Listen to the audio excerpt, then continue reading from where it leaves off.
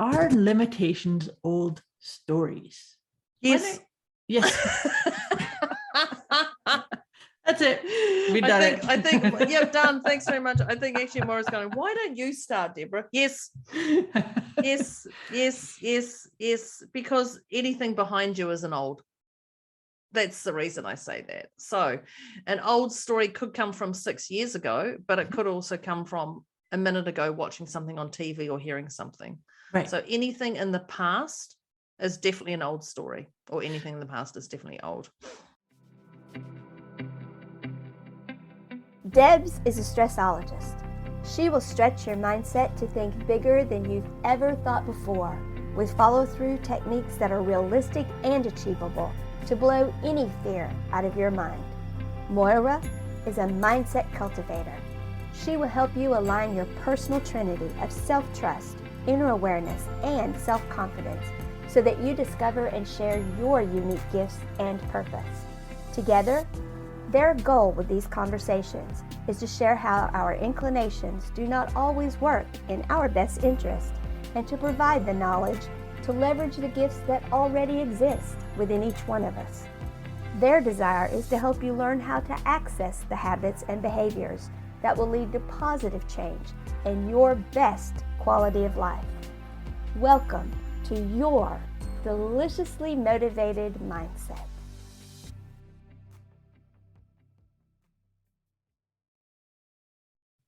Greetings, dear friends. Greetings, dear Deb. Here we are. Greetings. Yes, greetings. Here we are with another deliciously motivating mindset conversation with Debz and Moira. Da-da-da. Just expecting Deb to do her little drum roll there. Hi, Deb. How are you today? I'm fabulous. My bladder's empty. I've got my fresh cup of glass of water beside me, and we are going on a deep diving dove today. Yeah, deep dove. Yeah, deep dove. Yeah, deep dove. Yeah. Yeah. So we do. I'm looking forward to this conversation. We're going to be talking about our limitations, old stories. This feels a really big one, and we'll probably unpack lots of things that we never even thought about, because that's what happens here. Like our normal pattern when we get conversation. Pretty much. That's like, the one. Who'd have thought that was coming up? But before we get into unpacking this idea of limitations, we like to rate ourselves on a scale of 0 to 10, and 10 is like feeling totally overwhelmed, stuck, ruminating, like, oh my God, how did I get here and how do I get out of this, and those kind of things. That's a 10. And 0 is completely pieced out, zen, blissed out, knowing that you're in the right place at the right time. And we do move up that scale up and down throughout our day. The key piece is to use it as a self-management, self-care tool. So all that being said, my dear, where would you put yourself? I was listening to her going, yeah, you're right. This is going to be a great one. I'm going to say I'm a 1. Okay. I'm actually going to say I'm a 1. I'm looking forward to today's conversation purely because I have no idea where it's going to go, which is what happens every time. But I have no idea where it's going to go, but I'm curious to know what stories are coming out. Yeah. So I would actually say I'm pretty neutral. So I would have said I'm a 0, right. But because of the topic, I'm going to say a 1 because I'm curious to know what's going to unlock for me to do more work or feel like I've done enough on it. Yeah, no, I like that. And for that very same reason, I'm going to put myself at 1.5 on this one too, because this is it. It's like, I've said to people before that one of the things that I think we're all called upon in this life is to be spiritual detectives. I think this is a good one to be starting to come into that one. So I like that. So listeners, we would love for you to just rate yourself and maybe make a note, and then we'll check in with you again at the end. So let's get this show on the road here. Are limitations old stories? Yes. Yes. That's it. We've done it. I think, yeah, done. Thanks very much. I think actually Moira's going, why don't you start, Deborah? Yes. Yes. Because anything behind you is an old. That's the reason I say that. So an old story could come from 6 years ago, but it could also come from a minute ago watching something on TV or hearing something. Right. So anything in the past is definitely an old story, or anything in the past is definitely old. I agree with you. But don't you also think like we are all evolving? I think every one of us is evolving at our best and right rate and rhythm. And so where I'm thinking about, like, if I said to you, if somebody says, I'm going to run a marathon. Oh, I did that once. Yeah. I ran half a marathon. I haven't run a marathon, but I've walked it. Yeah. Oh God. But no, I was trying to come up with an example of something. It's like, think about any time where you've said, oh no, I can't do that. Yeah. And yes, so she's talking about older stories, not just yesterday's, not just 2 minutes ago. Exactly. And the answer is yes to that as well. Yeah, I can't do that because last time I ran, I then spent 4 hours in A&E, or I then spent, and you have these whole scenarios, these memories that are horrific on whatever level it is. Would that be it? Right. Absolutely. So, the other thing I can think of an example of this is, and so it's like sometimes we don't even know where the old story came from. I can remember a time where I think I was working with a coach, and she said to me, how come you don't have a course that I like to teach? Part of the things that I do is I teach people how to access their intuition. And so a coach that I was working with said, how come you don't have your course up on this website, which is like where there's a lot of other, to me, I put them up on pedestals. Okay, these tarot card mentors and gurus and really, really very learned and auspicious people who I'd actually trained with quite a few of them myself. Mm-hmm. And so then the idea... But if she looked at them now, she wouldn't see them as that. Carry on, Moira. But the thing, so my knee-jerk reaction was, I'm not that. I don't have 40 years experience over there. I don't match up to that. And that limitation was an old story. Yeah. Because that was, exactly. And then I was just sitting, holding on to it. Of course, the fast version of that story is my course is up there on the site that I'm talking about. Of course it is. Of course it is. But even that, sometimes it takes for somebody to say something to you to go, no, or I never thought about that. And that's that, oh, hadn't thought about that, or no. And as soon as you say no, your mind actually is gone, hang on, that's your mind saying no, but let's just dig a little bit. Oh yeah, okay, I can see that.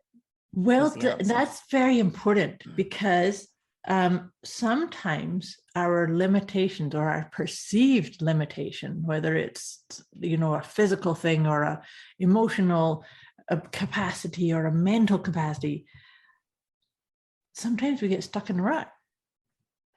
Yeah. Right. And so what you just described in hypnotherapy terms, we call that a pattern interrupt.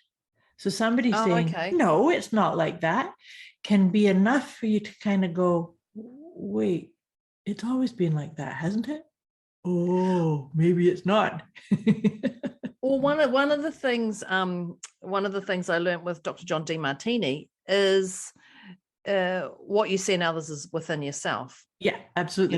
There's a law of reflection and transparency. Yes. So when people go, I never do that, or I don't do that, and we're so firm, I never do that, or I don't do that, and it comes out like, I never done that. I guarantee within 24 hours, you're going to do it. Yeah. And it's going to be a bigger one on the other scale than you've seen before. But if you stop and we do say that. I actually said it the other night on a call. I said, I don't do that. And then as soon as I said that, my instinct went, I don't do that. And then I went, actually, I have to lie. I did it today. I was like, wow, look how quick I owned that, just literally there and then. Good for you. And if you don't own that or take ownership of that or recognize that or see that within you, you're going to do it at a greater scale. You know, I still remember one time, and I learned this from my daughter, very inappropriate. I'm just going to tell the story anyway. Of course. Fancy that. Is flipping the bird. Flipping the bird and using the C word was my daughter was very young. She was possibly 3 or 4. And we talked about, you know, certain words you don't say, and definitely not flipping the bird. Like, this is a thing that you do not do, Sophie. You do not do it. I was very firm on that. And literally we were driving in the car and somebody did something in front of me in a car park. And the window was down. And my bird came out and my C word came out. The B and C came out that quickly. Like, we'd started talking about this conversation in the car park. We'd sort of finished the conversation, and then literally something happened so big that both came out at such an aggressive that I even gave myself a fright, and then went, and then quickly wound the window up, locked the doors, got out of there. We were safe. They were safe. There was no accidents. And I came out, and I just, at that moment, I had the biggest eyes staring at me in complete shock, like a 3 or 4-year-old just going, what the heck just happened? What did you just say? I came out of that car park and I pulled over and I said, let's talk about this. Right. And she just got a heck of a fright because she actually looked like she was going to cry. She held it because she got a fright. And I'd said, these are things you must never do. If you ever do that, you know, an authoritative figure will get you. Like, I was really laid it on. I laid it on so she wouldn't do those 2 things. And literally I did it. And it was just horrific. But that is something that I go back to, is owning things. So my question you've shared that story before, and have I? But to your point, that is such an important thing. Is that, what's that saying? Never say never. Oh yeah, never say never. And never say never, because to your point, you say never, and there it is. But it comes out in capitals and pom-poms and highlighted lights. Exactly. And like that, I didn't know I'd shared that story before. I remember it so clearly. But I had to pull over to explain to her. And you know, no doubt. I mean, because it's very confusing for the little girl. You'll get locked up, anymore. You'll get this, you'll get locked up, you'll have this, and next thing your mother's just blatantly done both those things in the Bunnings car park of Dunedin. So, you know, like with our limitations, old stories, like to your point, yes, they are. But when we start to visit or cross the line of a limitation of, I can't expand to that. I couldn't sign up for that course, or I couldn't teach this, or I couldn't ask for that. I couldn't work that with minimization, isn't it? That's incredible minimization. Yeah. So actually, now that I've said that, that reminds me of the Marianne Williams quote that basically says, what frightens us is not that we are incapable or limited or small. What frightens us is that we are that massive beacon of light that's capable of anything. Oh, okay. Right? I got that. Yeah. And so that's true. It is. That is so true. It is. That was a real synopsis of what the quote is, but it's a famous quote. And actually Nelson Mandela used that. It's quite a long article, but it's really good, and it's super. It makes you stop. That if you're that's minimization again, isn't it? Yeah. Yes. Because and this is what I said at the beginning about being spiritual detectives. When we are being spiritual detectives and we're aligning with the truth of who we are, our essence, our core, our heart, then we are not coming from a limited viewpoint. It's all experience, right? So you'll go through experience and you'll find things that you prefer and things that you don't. It's well, you do, you decide what fluff you want to stick to you and what you want to get rid of. Don't you? Yeah. I just want to check. Would like to check in and just say to people, when we talked about minimization, I started this as a number 1. And when we talked about minimization, I then went to 3.5, or 4, and my number of, wow, look how much you actually minimize yourself. And fascinating. Yeah. I'm definitely back up there. I'm definitely back up there now. But I just want to say to people, and this is how important those numbers are. I find those numbers so significant. Yeah. Because just with that one thing that was said, I think I even said it, minimization to start with. Yes, you did. Yeah. How it can throw me right out. Right out of where I was sitting at that listening point, engaging everything, to, wow, there's so much you minimize yourself over. Yeah. Deborah, that's just insane. Yeah. Time for you to take some time out today and write those things down and seriously look at them at a deeper level. And release them. I'm reading this book at the moment, and I can't think of the name of it. It's just this guy, and you know this about me, Deb, that I love the power of words, and I break them up, right? Like for instance, understand is like, yes, but what are you standing under? She's very clever like that. Yes. But the one piece in this book, I only just started it recently, but it's he talked about letting go. And as you know, Deb, I'm all about the letting go. I have my own process all around letting go. But what he was saying was letting go is releasing. Mm-hmm. But he then said, and he broke releasing up into 2 words of real ease. Oh, isn't that awesome? I'm going to write that down. Because that is landing for me right now, because I'm thinking our limitations, old stories. Well, maybe I could just get into some real ease and let go of those old stories. That's significant. That's that's completely different. And so if I was sitting at a 3 before, just that one little thing, what you just said, would take me back to my 1. I was back at my 1 anyway. But these are the things that's how significant and important the checking in on numbers are for where your emotions are. I love that release being real ease, because we do want ease in life. We do want simplicity.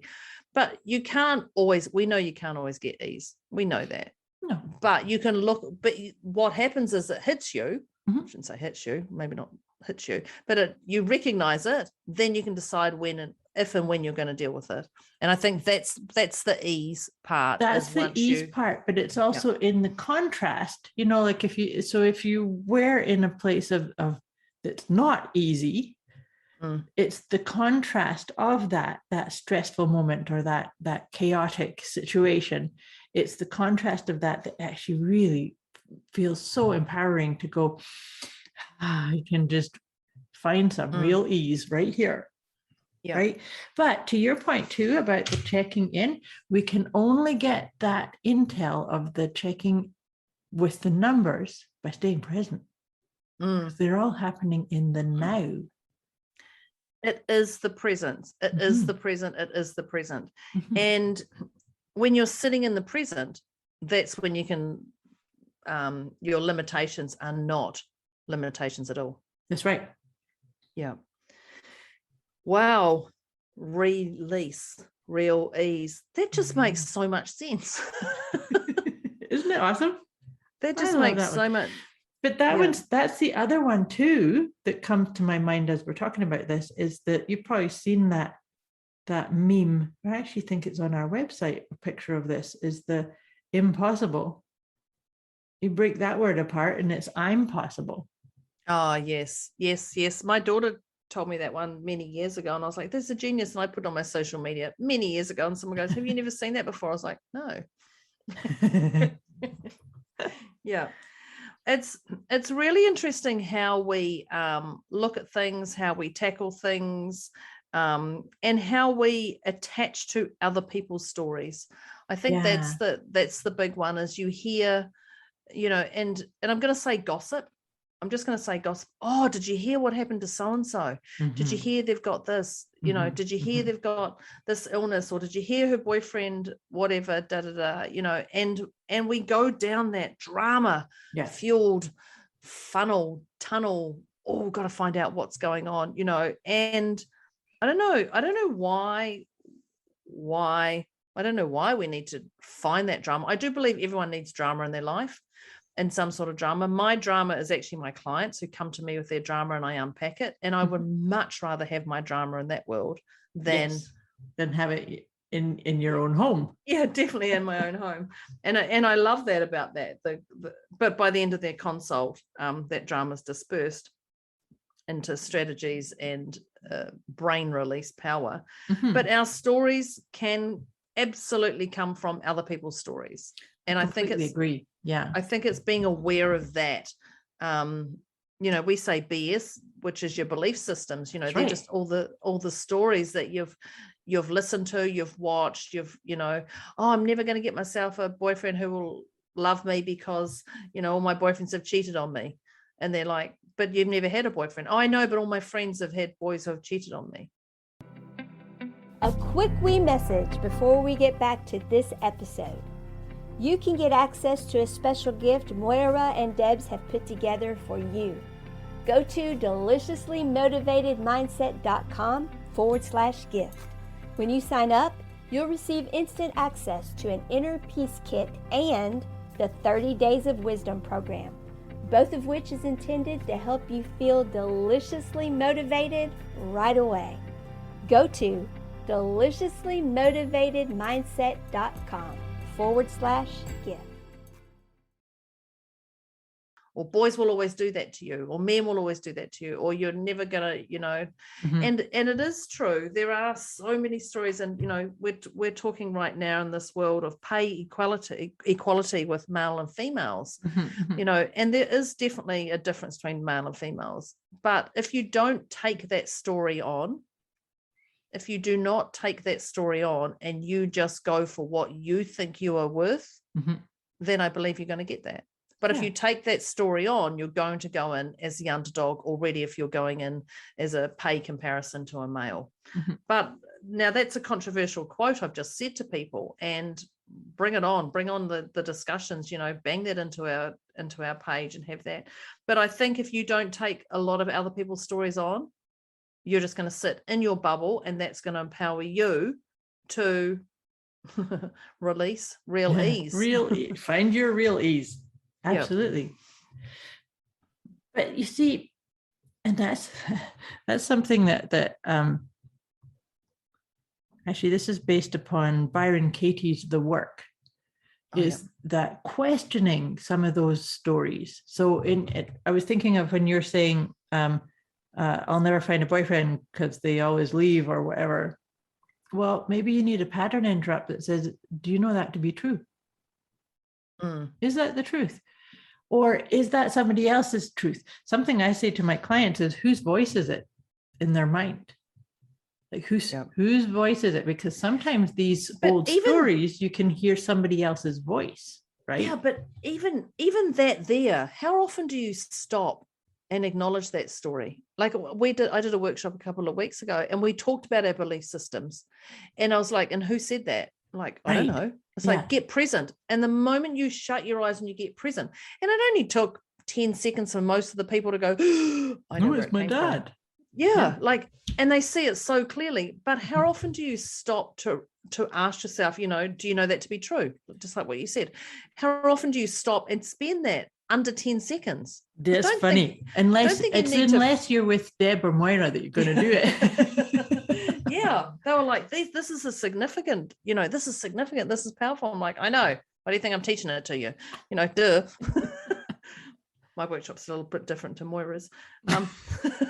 Probably same content, just delivered differently. Yes.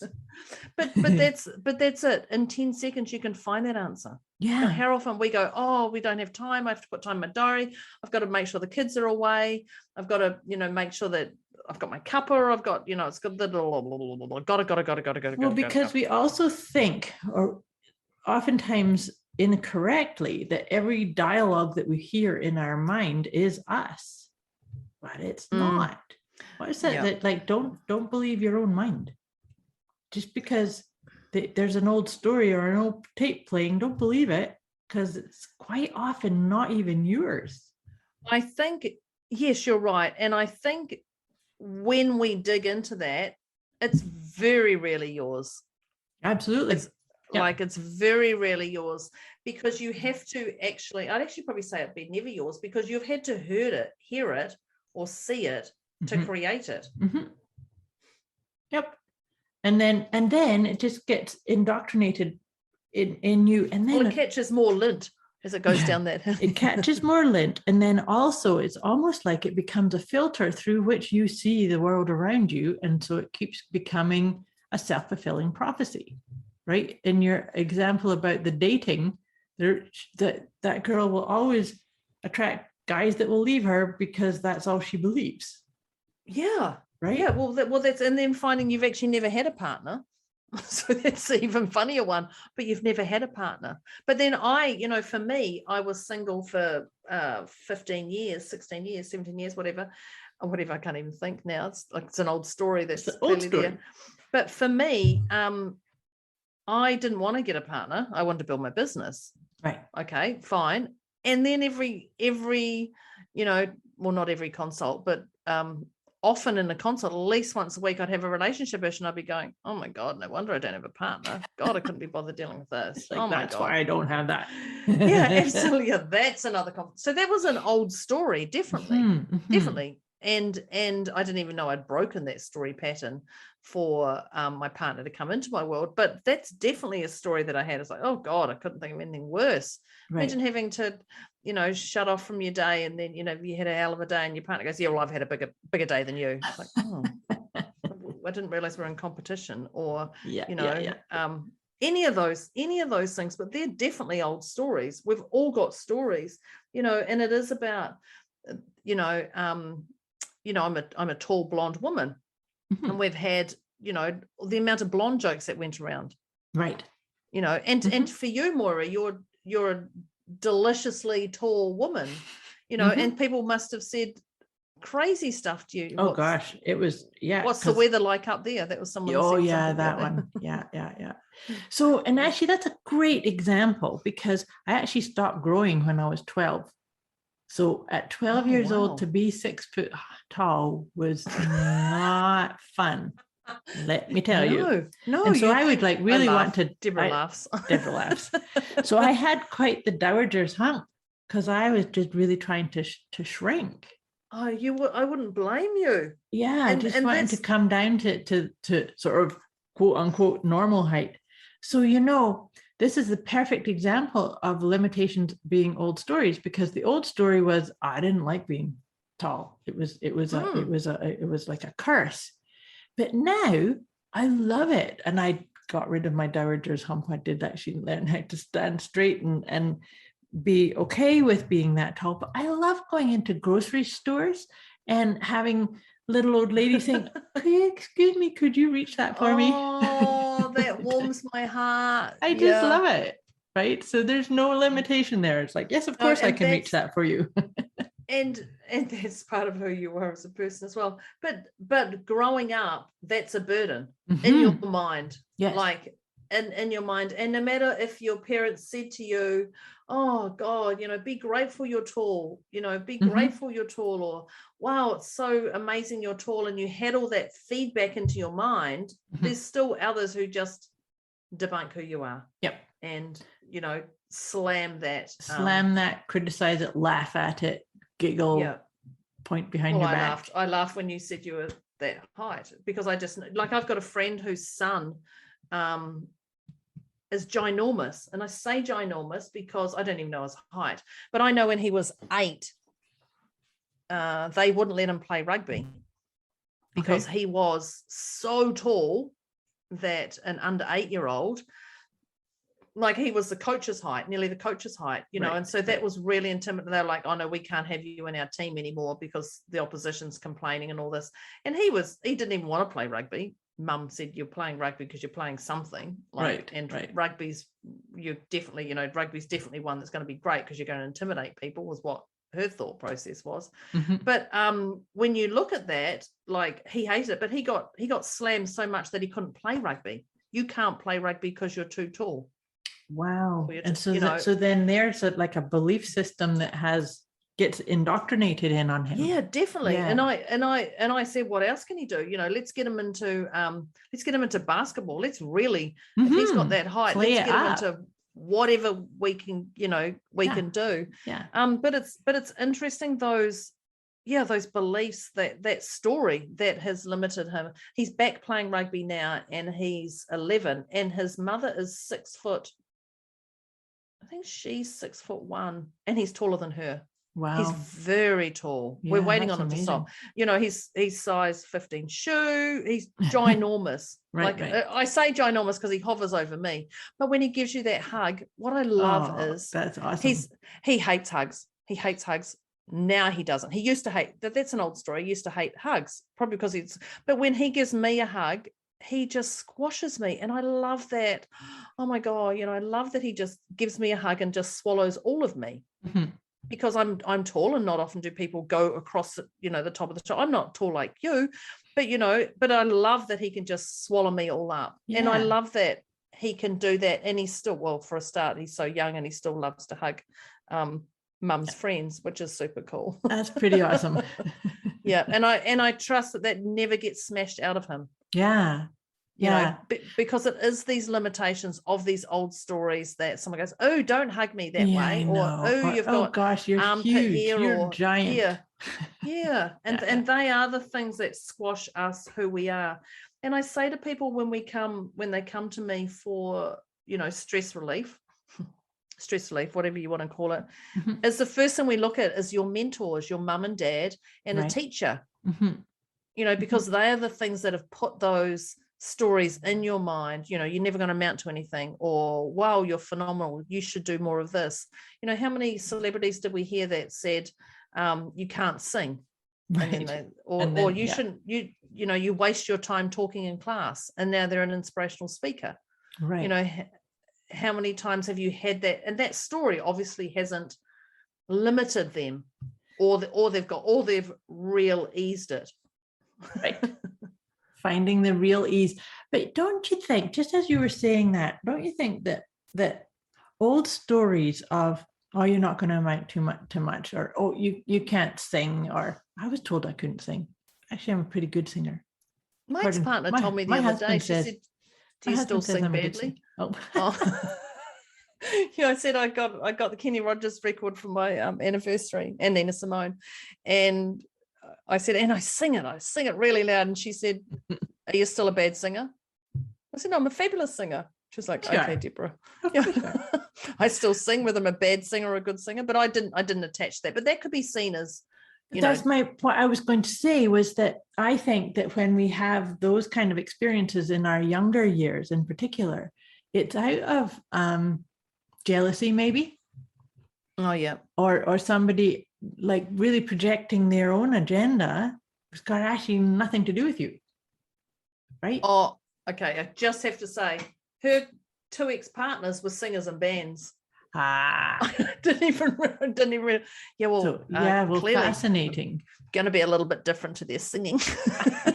I just sing. Sing for the joy of it. Actually, yeah. Well, I think we've talked about singing. I sing everywhere. I sing in the car with the window down. So do I. Yeah, I do too. But these are the things I know with Dr. John Demartini, he was told he wasn't going to go very far. He wasn't going to amount to anything. He couldn't read or write. What they say, you can't read or write, you're not going to communicate. Well, that limitation to that story got blown out of the water, because when he was ready, he's dyslexic. When he was ready, he read, wrote, and he's one of the greatest philosophers who are still living here. And he's read so many books and so many stories, and so much now that he's just proven that whole thing wrong. And he's gone to the complete opposite and gone, sod you. I'll prove a point to you. I'll show you. That's it. I'll show you. I have that propensity in me too. If anybody's going to tell me, why? Of course, that's why we get on so well. But yeah, anybody says to me a limitation of, oh, no, you can't do that. I'll be like, says who? If I say I can do it, I'm going to do it. I hear, oh, I just heard challenge. So what did you just, exactly. what was that challenge you just said? And then they go, exactly. Oh no, we're not going to carry on with that. Yeah. We're not going down that path. It's like, I just heard you say challenge. What was that? Yeah. Like, oh, whoops, we're just talking to Moira. We're talking to Deb. Yeah, whoops. But you know what you were just saying about Dr. John DeMartini? I believe that's the truth of Albert Einstein too. I think he was a real late developer in speech and reading. Yeah, he was, I actually think. I believe that too. Yeah. And I mean, he's one of our genius teachers. I know, it's interesting. Too. Well, to know that John's dyslexic, you know, and just hearing that. So his teacher just back in that day obviously didn't know how to teach to him. Yeah, exactly.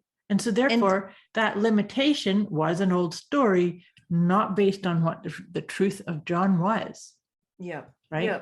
But that and that's I don't know if it was a female or male, but you know, that teacher, that's their complete limitation of their story. And another way of not being the failure because they've got a dunce in the class. Oh, yeah. Can I still say dunce? I don't know. I don't know. It's not a word I would use, but I know. I don't know if they use that. Out. I don't know. Okay. Sit in the corner with the bag over your head. Yeah, no, didn't you have the cone? The cone, yes, the cone of shame. The cone. Yeah, that's it. Yeah, yeah. Actually, yeah. Well, he teaches the cone. That's quite funny. Yeah, he teaches when he does his things. He does his little triangle. Little triangles. That's cute. Yeah, yeah. But these are limitations old stories. Yeah, hands down. But they can change at any time. The moment you recognize it, then you can decide if you're going to change it or not. And this is going back to this thing that I said about being a spiritual detective, because are those old stories yours in which you want to just release them, or are they inherited and have no root or no space within you? It's only you can do that on your own. Is check, where did that come from? Who said that? Is it true? Do I actually really believe that? These are really important questions that we can only do if we create that wee moment of pause to just say, am I playing small? Am I saying I can't, I won't, you know, this will never happen? Those kind of things. Yeah, yeah. And these are your beliefs until you decide to change, like the same thing, you know, until you decide to get your lint fluffer out, defluffer and defluff them, or break, release to real ease. And it's just those things that work for you. Knowing today it can work, tomorrow it might not work. Yeah. So it's by checking in, right? Checking in to see what your inner BS is, right? That's belief systems. That's belief systems, by the way. Yeah. Absolutely. I love the way that whose voice is it? Where did that voice come from? You know, because we do store that voice in our thought process. You know, we do store that. Oh, okay. Yeah. Oh, it must be true because it's inside my head. Yeah, it must be true. It's inside my head. But when you do spend that time and you do go into it, it is a completely different scenario or makeup that you can see. Yeah.